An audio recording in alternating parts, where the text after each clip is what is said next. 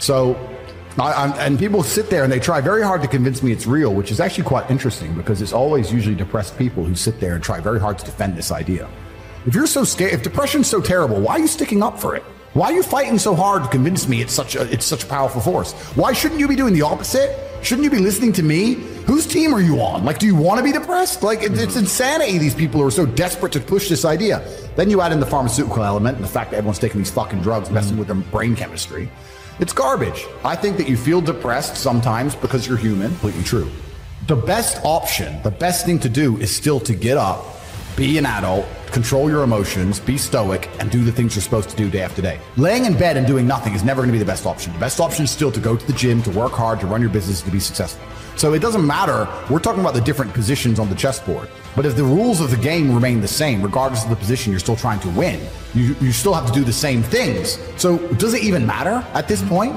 If you come along and say he's depressed because of X and he's depressed because of Y and he's depressed because of Z, and the answer to all of them is still the same thing, then I don't give a fuck why you're depressed.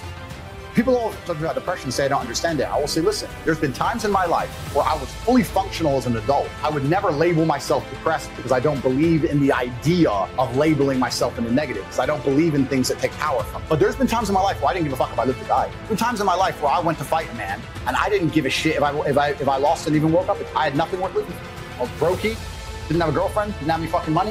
Got a 2-day call to fight some world champion. Had to lose 10 kilos in 2 days. Had nothing else going for me. Got on a plane to Dagestan and fucking won. By all conventional wisdom, I was depressed. I was suicidal, but I was just like, no, I don't give a shit. I was most powerful when I was sad, when I was depressed, when all these things. Everyone can feel sad or overwhelmed at times, but depression is a chronic feeling of emptiness, sadness, or inability to feel pleasure that may appear to happen for no clear reason. It is distinct from grief and other emotions a person may feel following difficult life events. All I know, what I will say as a matter of fact, is this world is hyper-competitive, especially as a man. Most men are walking through life and they don't realize that it's constant competition. I was driving here. Even as I was driving here, I was looking out the window and I was looking at all these people just walking around. One of them had a fucking croissant. One of them was dressed like a dickhead because it's London. He thinks he fucking looks cool. That's the fucking moron. We've all seen them. Yeah, moron. Some of the dude just talking shit on the phone. Some other guy with headphones in, waiting to be fucking murdered, wouldn't even hear it coming. And all these NPCs, I'm just looking at them going, do they realize they're in endless, constant competition?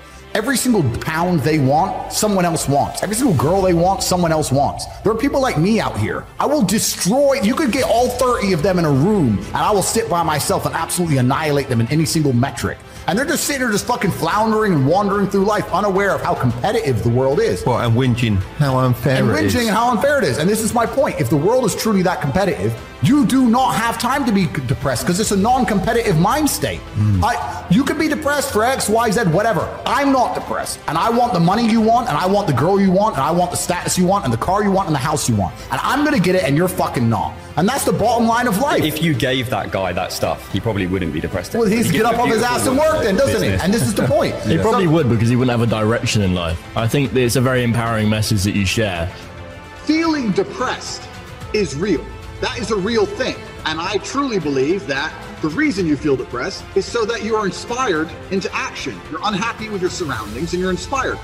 This is the reason why you don't want to go to jail. Both of us don't want to go to jail because we'll both be depressed because we don't like our situation. It's a natural human instinct to make you work hard and try harder to build a life. So when people come to me and go, oh, I can't, I'm fat and I don't know what to do because I'm depressed. I say, no, you're depressed because you're fat.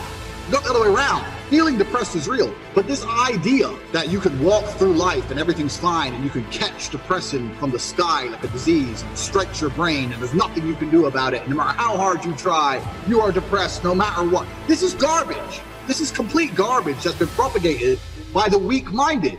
And the proof of this is that in countries with a harder life, where people are too busy struggling to survive, there's less depression. And I just can't see a reality worth having. I can't see a reality worth living. I can't see how you're going to build a life worth experiencing if you have any other mindsets. I've never seen somebody massively succeed and they didn't believe in themselves, ever. I've never seen somebody who just allows life to happen to them and become blown off course by some sadness, end up doing massively monumental and important things. I've never seen it. It does, and it's never going to happen because it's competitor. It's like crypto. It's player versus player. I can sit here right now in power. I can sit here right now and recall events that will prevent me from sleeping for 2 to 3 days. That gives me a superpower that other men do not have. They want to go to sleep. They're tired. I can stop being tired for days at a time. I can just have a thought. I can remember. I can sit, close my eyes, and use the power of my brain to vividly remember events, and I will not sleep for days. And when people come to me and say, oh, this happened, I'm really sad, or my heart broke, or this bad thing happened to me, I say, good.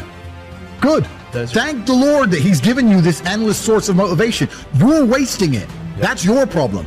But it's been given to you. Nitrous oxide has been given to you. You just have to use it in the correct way. So I'm the luckiest man in the world because all the bad things that happened to me have given me all the building blocks to become the most fantastic man on the face of the planet. I watched a documentary about a girl. She was a German girl, and she was on a plane in Chile in the 70s that crashed. And she was the sole survivor in the jungle. She woke up next to her headless mother. She woke up, she walks around the jungle, she has a bad cut gets infected. She ends up struggling for food. She collapses, gets saved by local people, nearly dies, ends up back in Germany, blah, blah, blah, blah.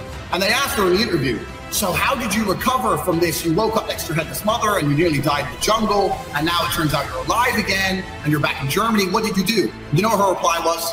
Well, I got a job because our family needed money. And they said, well, what about therapy? And then she goes, we didn't do those things back then. There's the proof it's all bullshit. She's been through more than anyone. Yeah, what I'm saying is you're playing a game, and it's a competitive game, and you need to build a mindset that allows you to be ultra competitive. And if you want to sit there and say, no, I want a non-competitive mindset, then fine.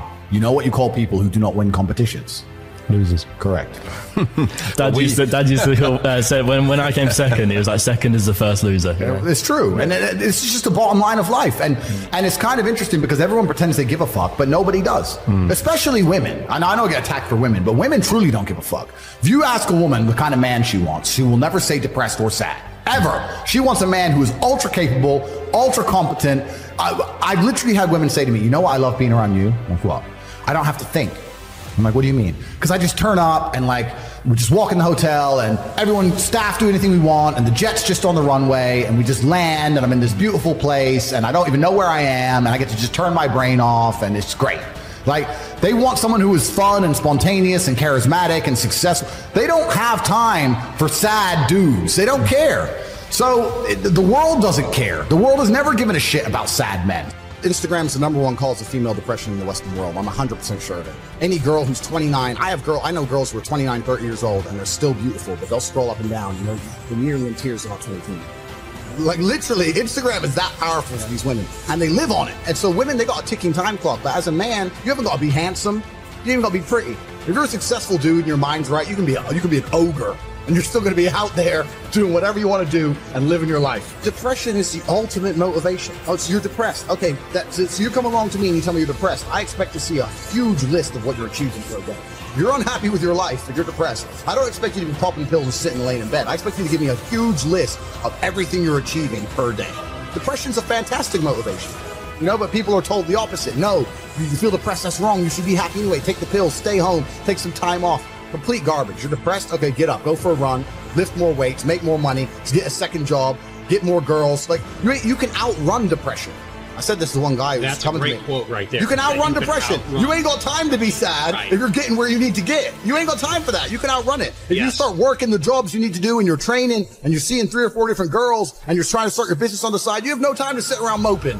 So outrun it. And before you know it, you'll wake up one day and you'll look at your life and go, wow,